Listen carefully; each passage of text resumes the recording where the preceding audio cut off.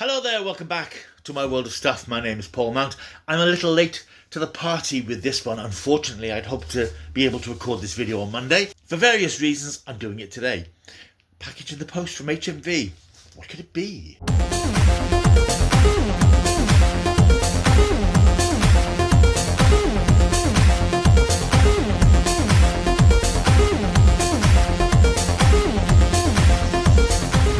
Of course you'll know what it is because you've seen the thumbnail. Yeah, my Blake 7 box set has finally arrived from HMV, and I thought, as with tradition, I would do a little unboxing and just show you the content. You may well be waiting to order it, you may be waiting for payday, you may just be waiting for the damn thing to be delivered. So I thought I would do as I do with the Doctor Who sets, unbox it and just show you the set and what's included. Let me tell you the story for why I'm doing this on Wednesday instead of Monday. When this was announced a couple of months ago, many thanks to all of you who looked at my video announcing that this set was coming out this month, I ordered it straight away, pre-ordered it from Amazon. Amazon are usually pretty good. They normally get items to you on the day of release, day after, sometimes the day before. But I have noticed lately that they're not quite as quick as they used to be. However, I ordered it with Amazon, had regular updates, including on the weekend, updates that I could expect the delivery on Monday by 10 p.m. I thought, well, that's fine. I can do a video Tuesday morning, get it up quite quickly. Sunday night, email updates. This will be arriving on the 18th of November, which is next week, which means that it'll have been out a week. There'll be no point in doing an unboxing video because anybody who wants it would probably have it by now, apart from random purchasers. So I cancelled my Amazon order and reordered from HMV on Sunday, and of course it takes a couple of days to process, but it's arrived today.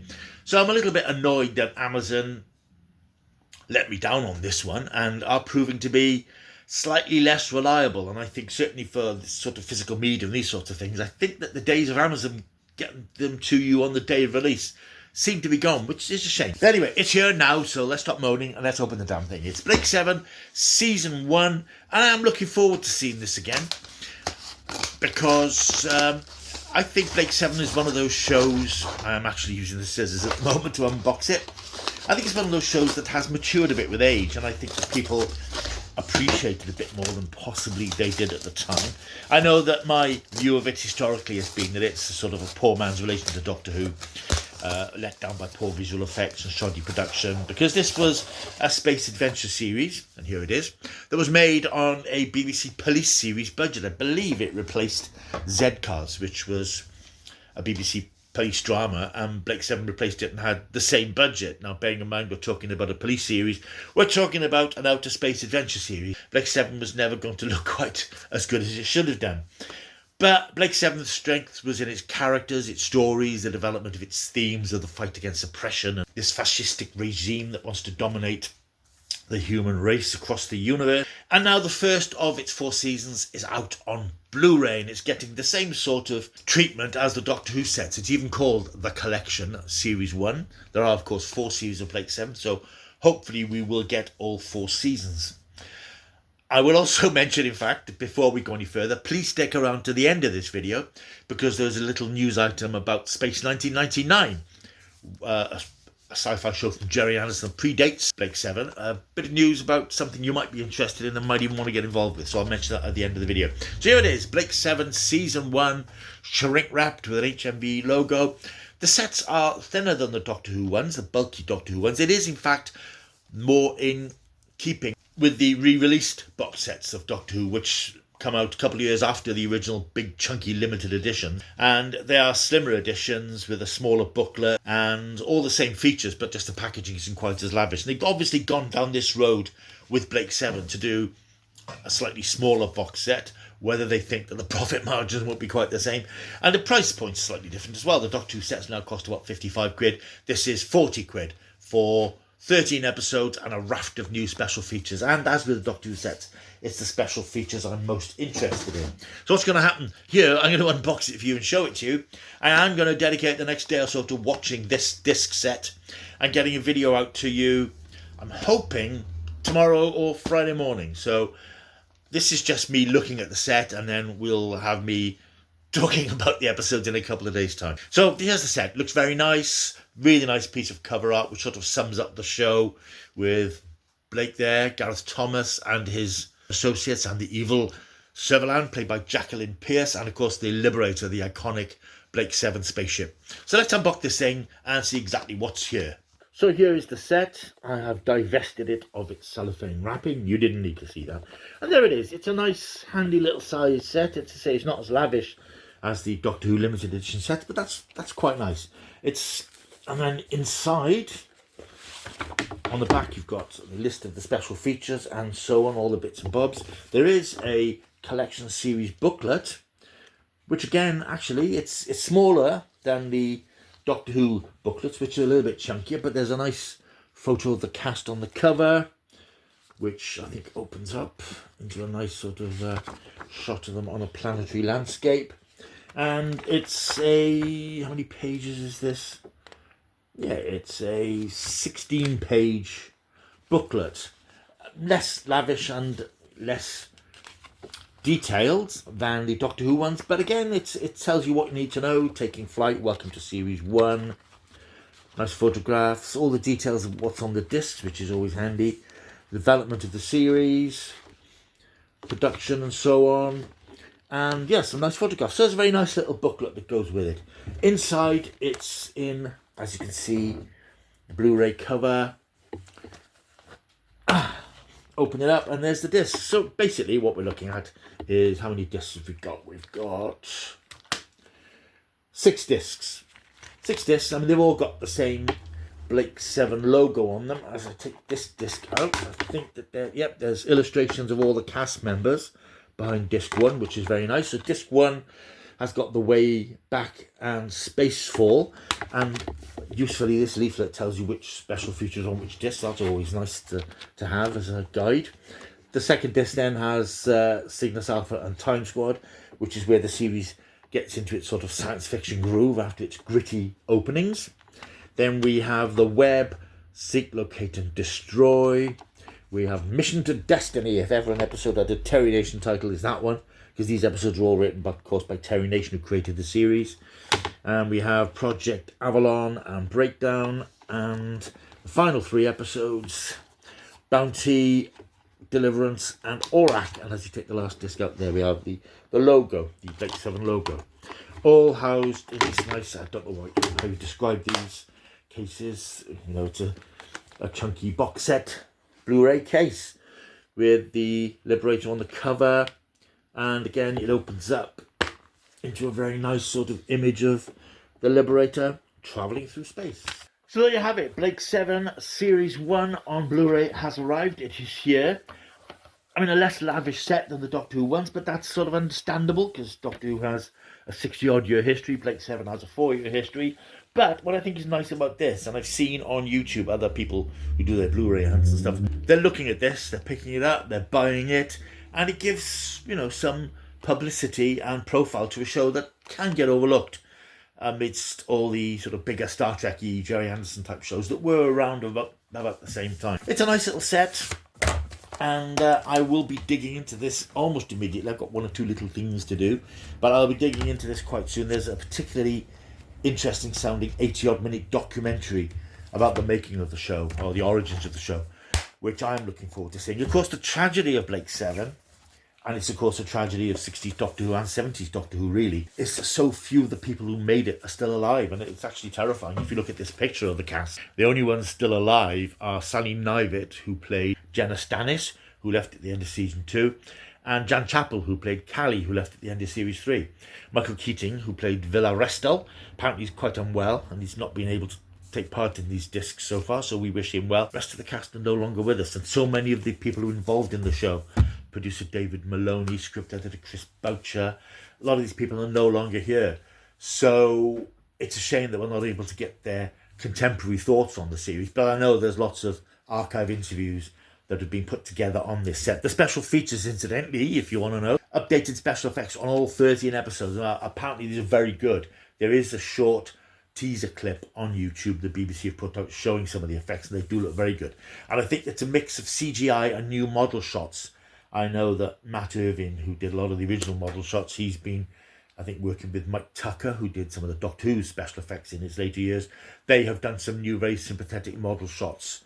And that's one of the problems, I think, with Blake 7. If you look at it now, some of the model shots, they're tacky, they don't work. They're lots of scenes of like a picture of the Liberator zooming towards the camera and repeated shots. So I'm hoping that these new visual effects will perk up that side of the show, because that is one of the sticks that's so often used to beat Doctor Who and Blake 7. Poor special effects, regardless of the nature of the stories. Then we have an archival documentary, the previously unreleased making of Blake 7, featuring extensive interviews with the cast and crew. History of this was a 4-part documentary series that was put together by filmmaker Kevin John Davis. He recorded loads of interviews, put together various documentary features for the DVD releases, but for contractual reasons they were never included on those sets. Those contractual reasons luckily have been resolved, and that making of documentary is now on here. And that is nice, because that will give us a chance to have a look at some of the actors who are no longer with us, the crew who are no longer with us, talking about the show, something that we are unfortunately not able to get from the new feature-length documentary, a new look back at the making of the first series. This is 81 minutes, and I'm really interested in seeing that. That'll probably be my first port of call. Then we have In Conversation, Matthew Sweet, who does those fantastic Doctor Who interviews. Here he interviews Sally Knivet. As I said, she plays Jenna, and that'll be interesting because she and Jan Chappell had certain issues with the representation of the female characters in Blake 7. So that should be an interesting watch. Then we have a tribute to Stephen Grief. He's the actor who played Space Commander Travis, who was the soldier officer who was tasked by Servalan to track down and destroy Blake and his crew. He was replaced in the second season by actor Brian Croucher because Stephen Grief wasn't available, and Stephen Grief, sadly, he's no longer with us. We also have rare convention footage, archive treats, continuity, TV coverage and music from the Blake 7 single vinyl record, photo galleries and featurettes and commentaries and stuff that was on previous DVD releases. As with the Doctor Who sets, incredibly comprehensive because it gathers together all the stuff that's been previously released and new material. So I'm really looking forward to getting stuck into this. Possibly more than I look forward to getting stuck into the Doctor Who's, because I'm very familiar with Doctor Who, and Blake 7, although I'm very familiar with Blake 7, isn't as well documented, isn't as well regarded as Doctor Who, and I hope that these sets will help to address the balance. So I'm really looking forward to getting stuck into this. So watch out for my review coming in a couple of days' time. Speaking of Blake 7, I recently read a book which is coming out this month. I don't have, unfortunately, details of how you can get it, but keep an eye out online, look online. It's the Blake 7 Production Diary Guide, I think it's called.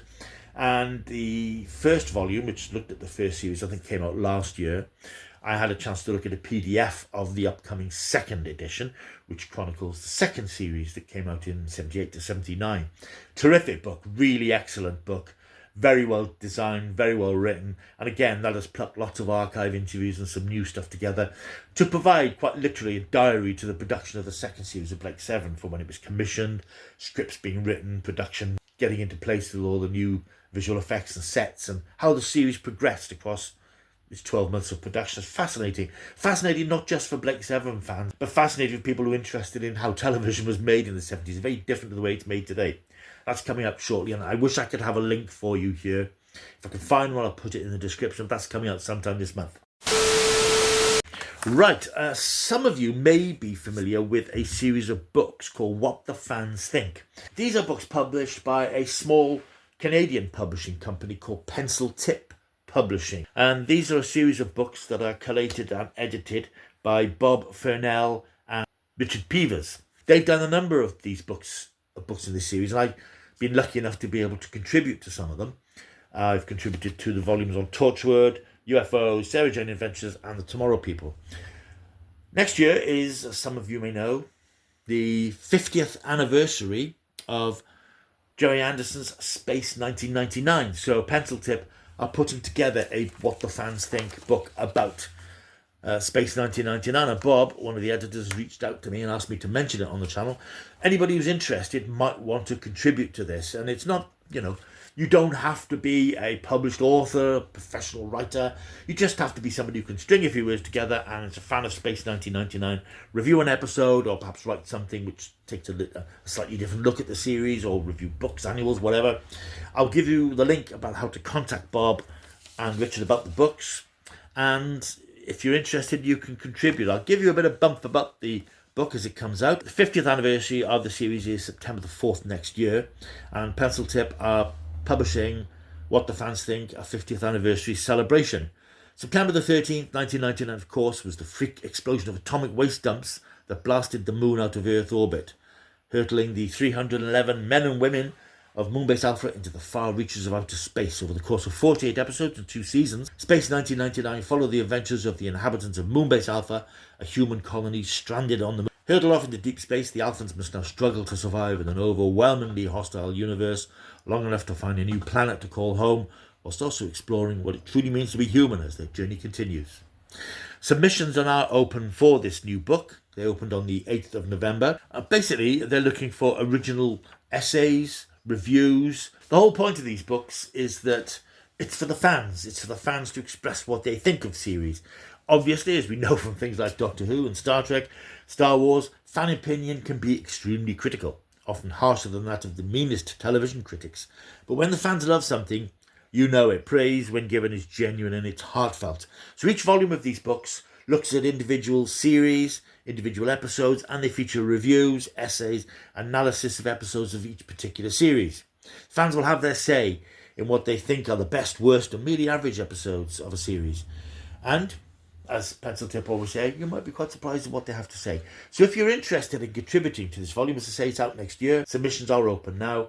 Contact Pencil Tip Publishing, drop Bob a line, tell him that Stuff sent you, and if you're interested, he will send you more details about what's available, what episodes are available to review. You can ask for episodes you want to review. If you have an idea for something about the series that you want to express, this is the place to do it. So I just thought I'd give that a mention because it's a really good, interesting series of books. They're not big picture books, they're not big lavish books, they're just little sort of slim pocket-sized books, but the text is very dense and very intelligent and very interesting. So if you're interested, drop Bob and Pencil Tip a line and tell them you're interested. Right, thank you for watching this video. I hope you've enjoyed it. It's been a bit of a rush to do this today. I want to get it out as quickly as possible, and my review will be up as soon as I can possibly do it. So thank you for watching this video. I hope you enjoyed it. I will see you soon. Until I do, keep taking the stuff.